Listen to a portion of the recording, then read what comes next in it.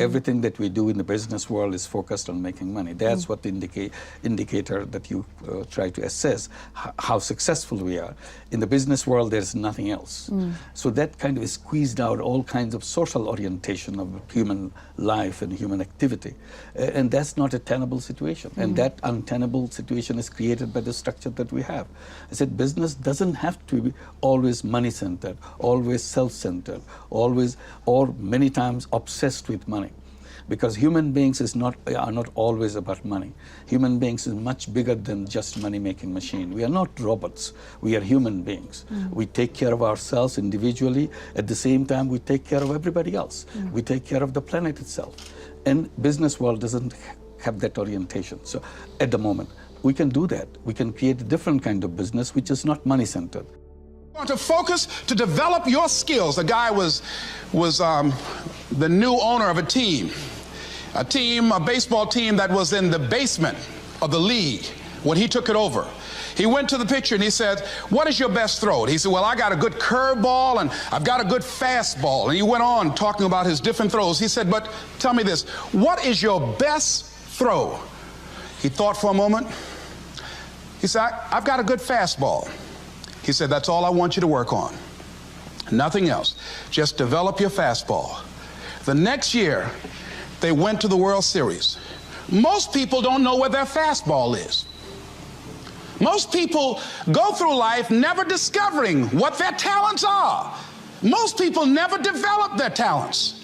They have skills and abilities, but if you don't nurture them, if you don't develop them, they will never serve you. Your gifts can take you many places if you develop your gifts. Most of us don't like to do those things that come easy to us. I've always loved to talk to people. I decided, taking this advice, to develop my skills as a speaker. And my gift has developed and it's taken me many places. You have something that you brought to the universe. And that if you decide that my life deserves my developing this, what I do well, and becoming the best at it and mastering myself and seeing what I have within me, if you decide to drop your buckets where you are and develop your gifts, I grant you, you'll never ever be without. I grant you that your gifts will take you places that will literally amaze you. I grant you that if you begin to work to develop your gifts, you'll develop a strong sense of happiness. You'll get a larger vision of yourself, because part of beginning to get a larger vision of yourself, all of us need some area of our lives where we can have a feeling of competence. That people know when they think about this area, that's something you do. That you eat and sleep that. And that you do that. You do that. And people know it. And you know it. And you know that you know this. If you don't know anything else, you know this. Can you tell I know what I'm doing? Oh, hello. You know this. So you've got to work on it.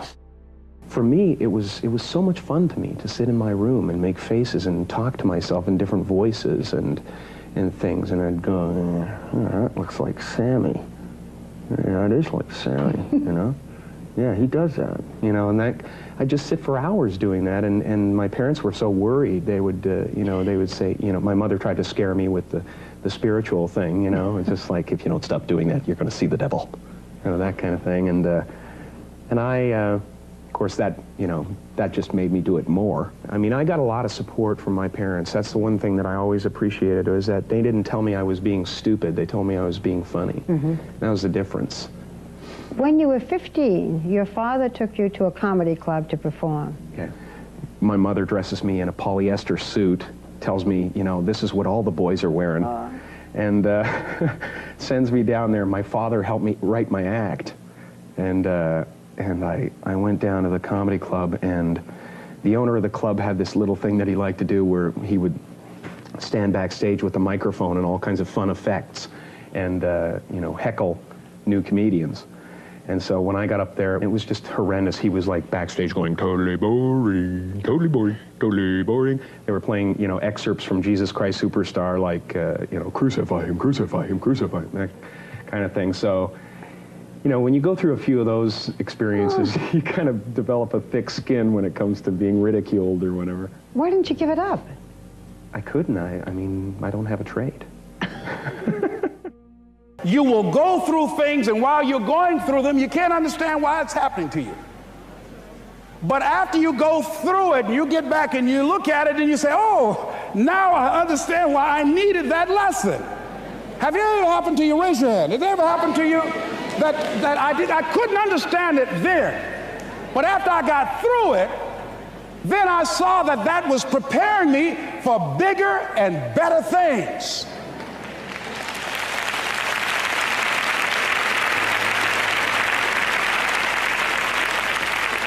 That as you go through the challenges of life and you look at it and embrace whatever comes to you, don't run from it. Step toward it. Don't try and duck it like most people do. See, most people want it easy. See, easy come, easy what? Easy go. See, but when you go at what you're going to deal with and you deal with the difficulties of it, when you handle those hard things close at hand, making those hard decisions right now that you don't want to make, learning those things that you don't like to do, but you know that in order for you to get where you want to go, this is one of the hoops that you have to flip through.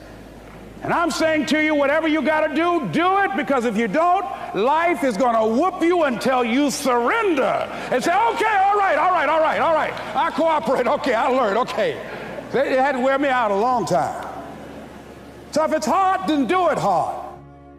The great companies had a vision that had a higher purpose beyond just money or profits or being number one in a market. And kind of the irony there is that by not making profits the number one priority of the company or the higher purpose of the company, it actually enabled these companies to generate more profits in the long term. So sometimes when I speak at entrepreneur conferences, I get asked, what's a good market to go into where it can make a lot of money? And my response to them is, instead of thinking about where you can make a lot of money, think about what are you so passionate about doing that you'd be happy doing it for 10 years, and even if you never made a dime, and that's what you should be doing. And kind of the ironic thing is the money will actually follow. So, we've all heard of Craigslist. He didn't set out to make money. He was passionate about the community, and now it's one of the top trafficked websites on the internet. So I like to say, chase the vision, not the money. There was a movie that came out I think a couple years ago called Notorious. I think it only lasted a week in the movie theater, but I saw it. And in it, Biggie Smalls, also known as Notorious B.I.G., Puff Daddy says to Biggie Smalls, don't chase the paper, chase the dream. I just wanted an excuse to put this picture up here. Anyways, so if you're an entrepreneur, think about what would you be so passionate about doing that you'd be happy doing it for 10 years, even if you never made a dime from it. And if you have employees, think about what's the larger vision and greater purpose in their work beyond just money or profits or being number one in a market. As you begin to challenge yourself, you'll discover some things about yourself that you don't know right now. The other thing is you begin to look at yourself, look at your dreams, and begin to experiment and stepping into your greatness. One of the things that's very important, whatever goals and dreams that you have, repeat after me, please. Make your move before you're ready.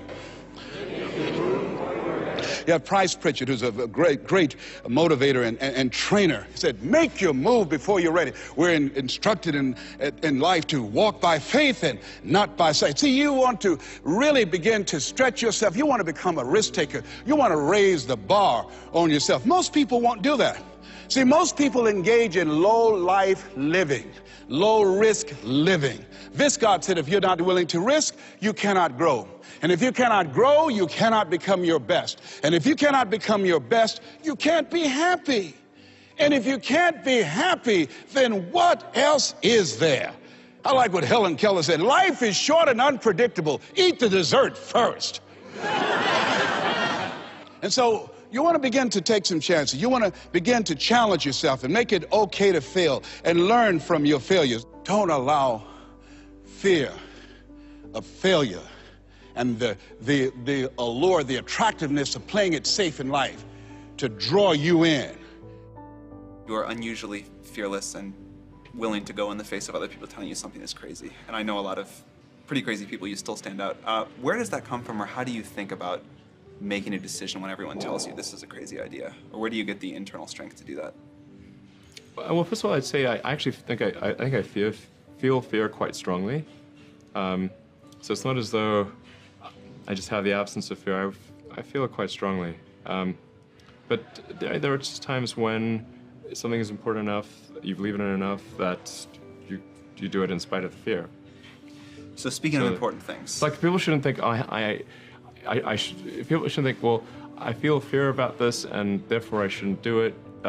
It's normal to feel fear. Like there'd have to be something mentally wrong if you didn't feel fear. So you just feel it and let the importance of it drive you to do it anyway?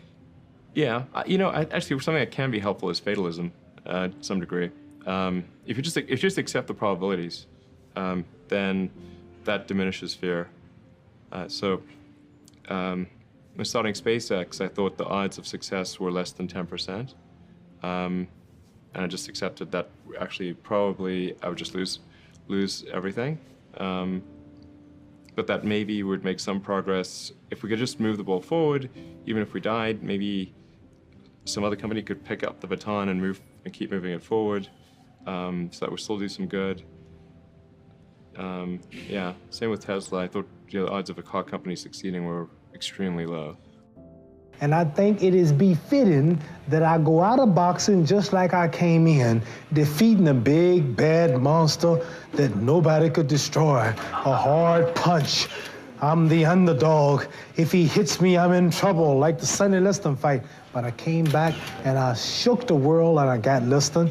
Now it's 10 years since Sonny Liston. I'm meeting another big, bad, strong monster knockout artist that beats everybody. Sonny Liston knocked out Patterson twice, and I was supposed to fall, but he didn't knock me out because he could hit hard, but he couldn't find nothing to hit. George Foreman knocked out Ken Norton, knocked out Joe Frazier. True, I didn't knock him out, but I'm so fast, I'm so hard hit, I'm so scientific. I'm a total different man from Frazier and Norton. Listen, David, when I meet this man, if you think the world was surprised when Nixon resigned, wait till I whip Foreman's behind. I'm telling you, David, I'm down to 215 pounds. Right now, I said it when 215. I'm fighting weight already. I usually train 6 weeks for a fight. I've trained 4 months for a fight. I'm chopping trees. I've done something special. I've wrestled with an alligator. I've tussled with I believe you totally. I believe you completely. I have tussled with a whale. I done handcuffed lightning, throw thunder in jail. Now, you know I'm bad. Only last week, I murdered a rock, injured a stone, hospitalized a brick. I'm so mean, I make medicine sick. Man's in trouble. Listen, George Foreman, people are afraid of George Foreman. They talk about how hard he hits.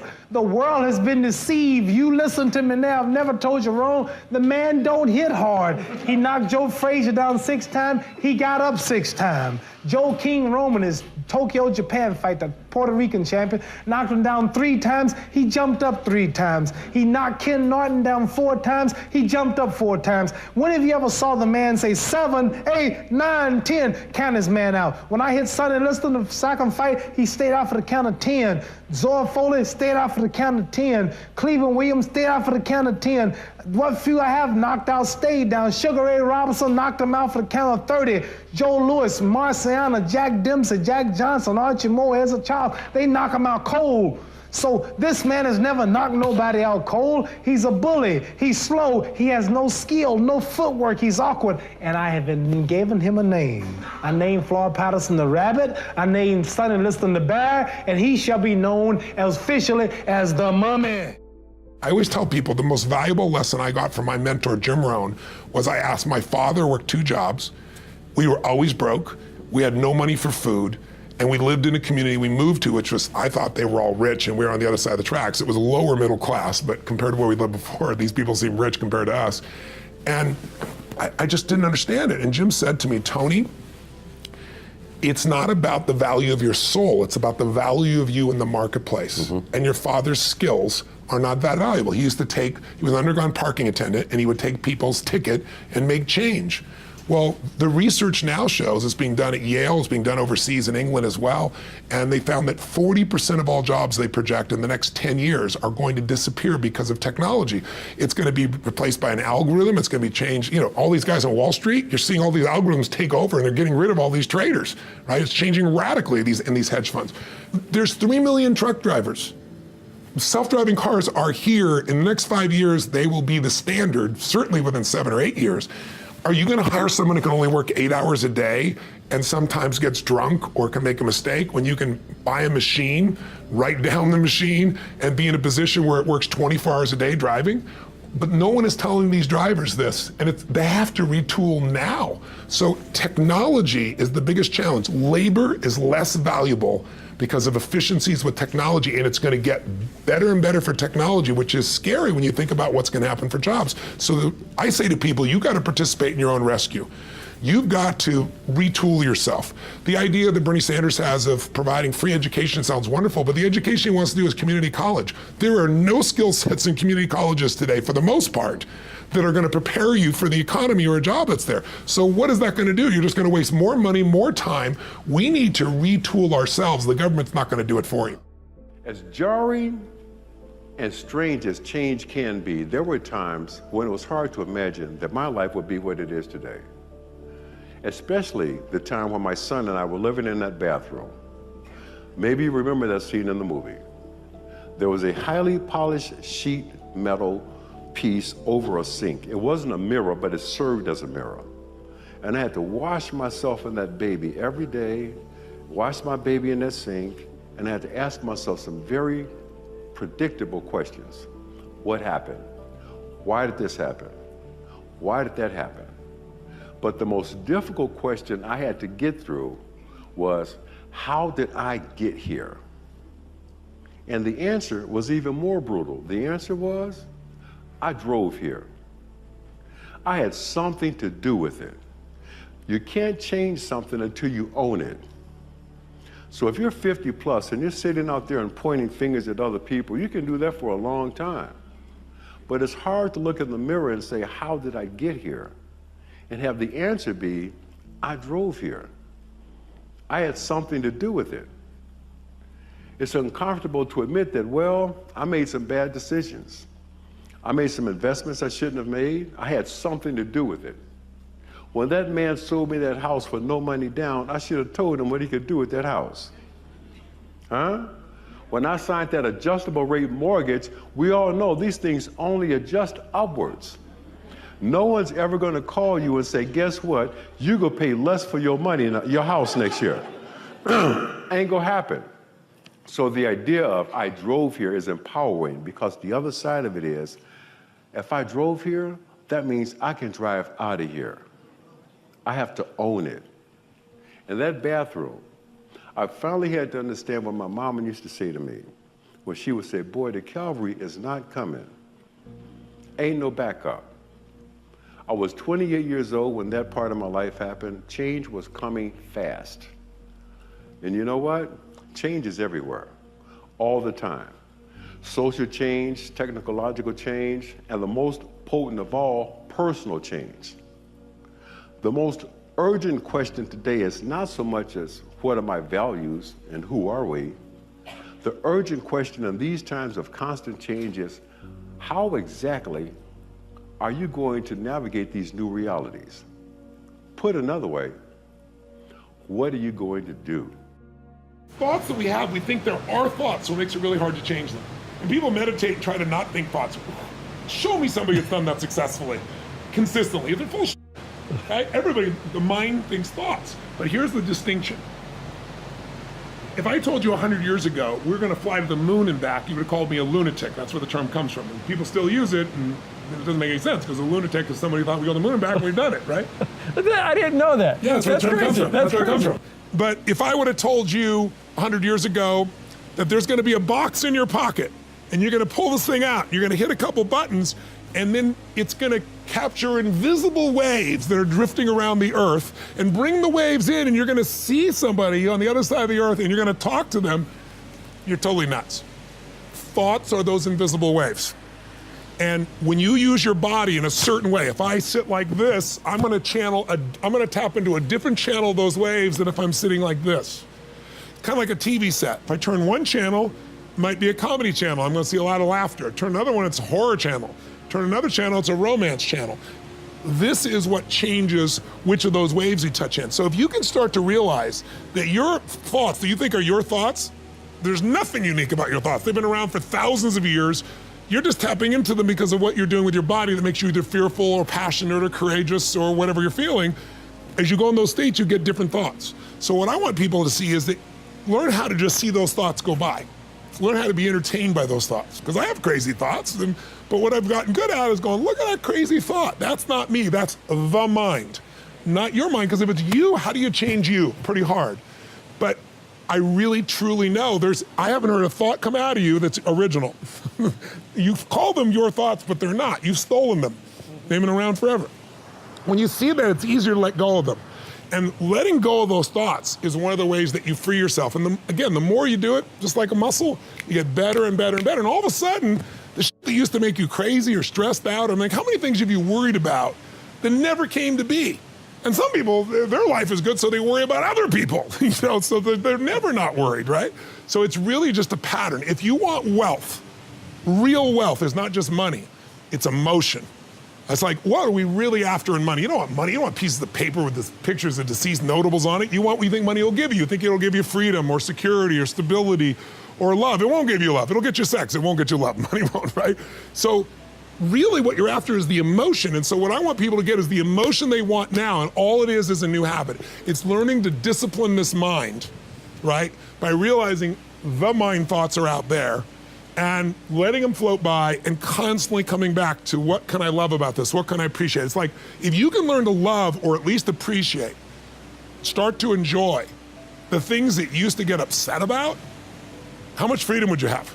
How much more joy you'd have? And I know people who got billions of dollars, I've coached them, who is like, holy shit, they live in scarcity all the time. One man, I'll never forget, he's screaming at his wife. I'm in the meeting, I'm in the house, and he's screaming at his wife because she spent some money on a bunch of outfits and stuff like that. And he's a multi-billionaire. He couldn't spend all his money in his lifetime, and then he's totally upset at his daughter who's in her 20s who spent some money too. And I'm like, I pulled him aside afterwards and I said, what do you do this for? And what do you do it for? And he's like, well, it's the principal thing. I said, no, the principal thing is, do you love these people and do you want them to have an abundant life when you don't have one loss, but you live like you're poor, And it's like, I finally got through to him. But so many people, that's why I say money doesn't change you. Money magnifies who you are. So you want to expand the depth of who you are and free yourself from suffering by just knowing it's a pattern of thought, and you can change the pattern of thought. Baby steps count too, as long as you're going forward. And one day you add all those baby steps up and you might be surprised at where you can get to. But more importantly, I remember something my mom used to say to me every day. She would say, son, the cavalry ain't coming. You got to do this yourself. Ain't no backup. Okay? And when you put those two things together, man, it wasn't as hard to keep going forward as you might think. Everything in my world is based on coming up with the outcome that will serve and then going at it. But most of the time, your approach going at it doesn't work. No one else knows that, but you can see it doesn't work. So it's constantly changing your approach until you can get where you want to go. When I enter an audience and I'm going to give a talk of any sort, I do a huge amount of homework in advance. I prepare, I see who's there. But then when I stand up here, I wouldn't be sitting like this. I'm scanning constantly, and who I'm looking for, the people think it's bullshit. I'm going after the people who got dragged there. I'm not looking for the people clapping for me. Those people will always be there, and there's some people who clap even if you're terrible, so you don't want to let other people's view make you feel good. I'm looking for who isn't there so that I can reach them, so I can show them that there's something real here. Because, most people don't know who I am. They'd see 10,000 people jumping in a stadium and they go, oh, it's just a big motivational pump up. I've never been a motivator. It's never been what I've been about. I think motivation is useful. It's like a warm bath. You should probably take a bath or a shower every day, but you need more than that. You need strategy. But what I really believe is energy. Most of us grew up, and right now, most of you are learning in the traditional style you did even when you were in school. You were trained to go to your seat and be silent and be polite and nice. But the world we live in today isn't like that. The world today, if somebody sits down and waits for someone to tell them what to do, they're in trouble. So my approach is constantly stimulating and seeing what's real, getting people to be raw, and getting to truth. You know, as corny as it is, the truth sets us free, and we all can find our own truth as long as we put ourselves in an environment where we don't tolerate anything less than that. What worked for me regarding balance between family and business opportunities was always to be mindful of, in a tie, family comes first.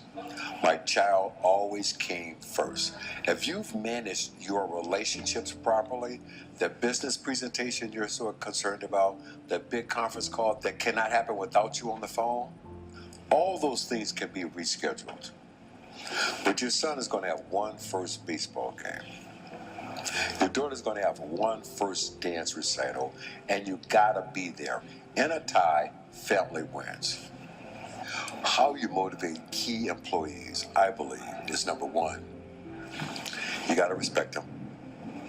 You gotta let them grow, and you gotta trust them and leave them alone. And you have to also show them the opportunity to make more money than they've ever made in their lives. All of that combined, that's how you motivate your key core employees. I know how important it is to try and take care of your child and still pursue your career. That's why we've had to be very flexible here.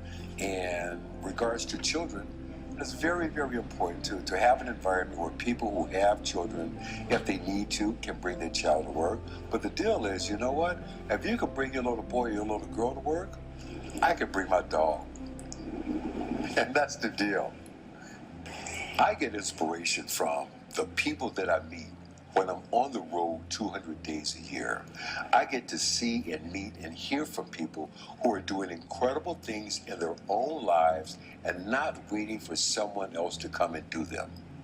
I met a young person just 2 weeks ago down in Charleston, South Carolina, that had raised $30,000 to feed homeless veterans in their community $5 at a time by telling a story about a key and how important a key is to a family.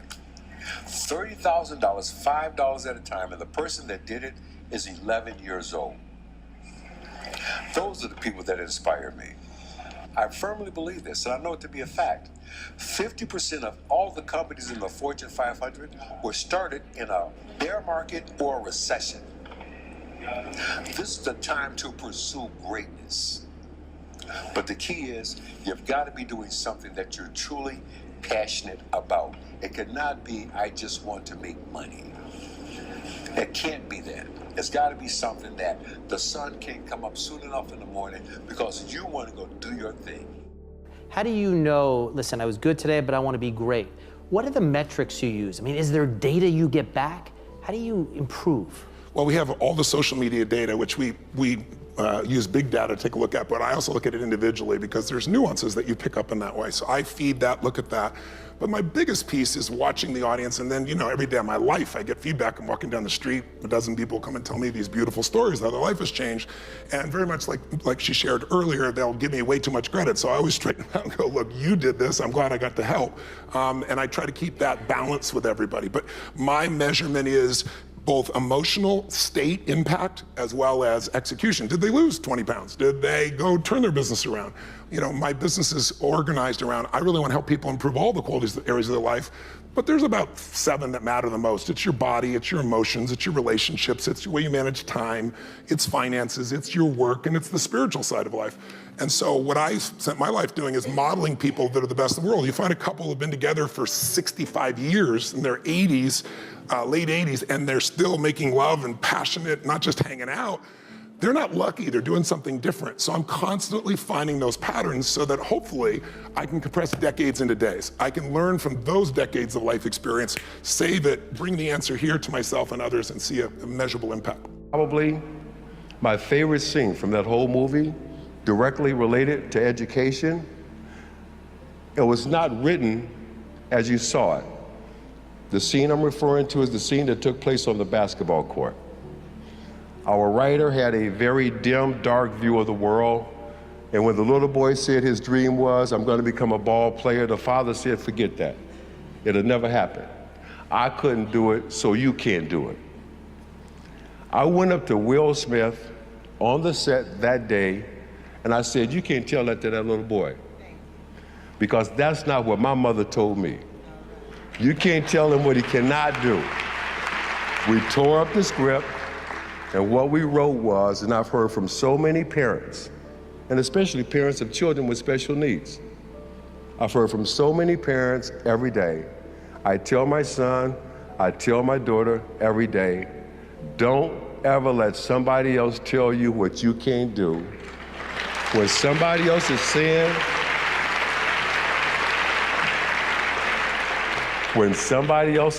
something can't be done, what you got to hear them saying is they can't do it. I'm here to remind you that when people laugh at your visions and ideas, it's only because they don't have their own visions and ideas around what they're supposed to do with their life or their careers. People that don't have any dreams for themselves, they tend to be dream killers. People that don't have their own visions, they become vision killers. They want nothing more than to talk you out of your own visions. They don't have dreams for themselves. They don't have any hopes. They're hopeless. They're uninspired, unmotivated. They have no dreams. They have nothing that they're ambitious about. But I want to remind you to continue to dream and dream big. I have a habit of dreaming with my eyes open. I get very inspired by the things I see. I'm inspired by architecture. I'm inspired by photography. I'm inspired by ideas. I'm inspired by the idea that someone can have a vision. And if that vision had stayed in their mind, they would have robbed the world of the opportunity to experience that vision. I mean, think about this. As big as this is, the fact that it's in the middle of the street, if they had kept this idea inside their minds, I wouldn't be here to look at it or experience it. This is the power of visions and ideas. Right here. You see it? This is the power of not allowing anyone to laugh at you. When you say, I want to build something, a sculpture that can go in the middle of the street, and it can be an iconic sculpture that will last forever. Long after I'm dead and gone, this could be a sculpture that can stand in the middle of a street here in the streets of Paris. And if this person who built this would have allowed people to talk them out of their dreams and their visions, it wouldn't be here for us to see or experience. My voice is gone. We had a sold-out show here in Paris. I just wanted to remind you to dream and dream big, and understand that your family and friends and loved ones, in most cases, boyfriends, girlfriends, they will be the first to try and talk you out of your dreams, your visions, and ideas as to what you're supposed to do with your life. They will say, who wants you when you've already had 2 or 3 kids? Who wants you when you put on all that weight? Who wants you when you're looking like this and been through this and been through that? Nobody's interested in you. Nobody's checking for you. They'll laugh at you. They'll call you names because they have no dreams. They have no hunger for success. They don't have an appetite. They don't want it.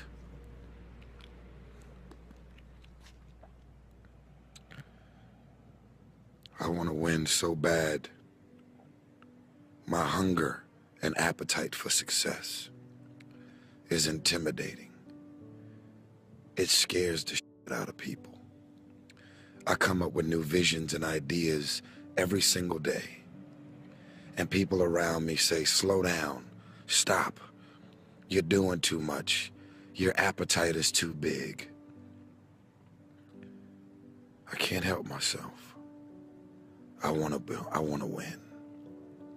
I'm a billionaire. I was a change-aire. I was a dollar-naire. I was a thousandaire. I am a millionaire. There's only one step left. The billion. I don't think I'll see a trillion. But I know I'll see a billion. I believe it. I believe it. And there's no one in the world that can talk me out of that feeling.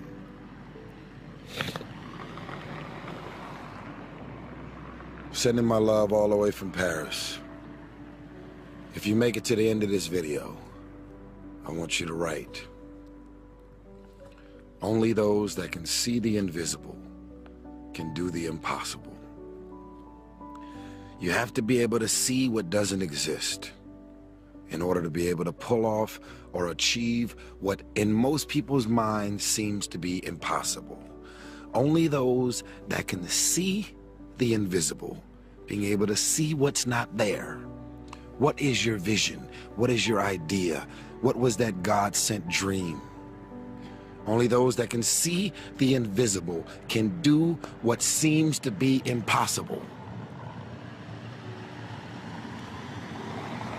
You have to be relentless. You have to never let off the gas, never stop, never quit. Never allow anyone to talk you out of the dream, the vision, and ideas that God has sent you.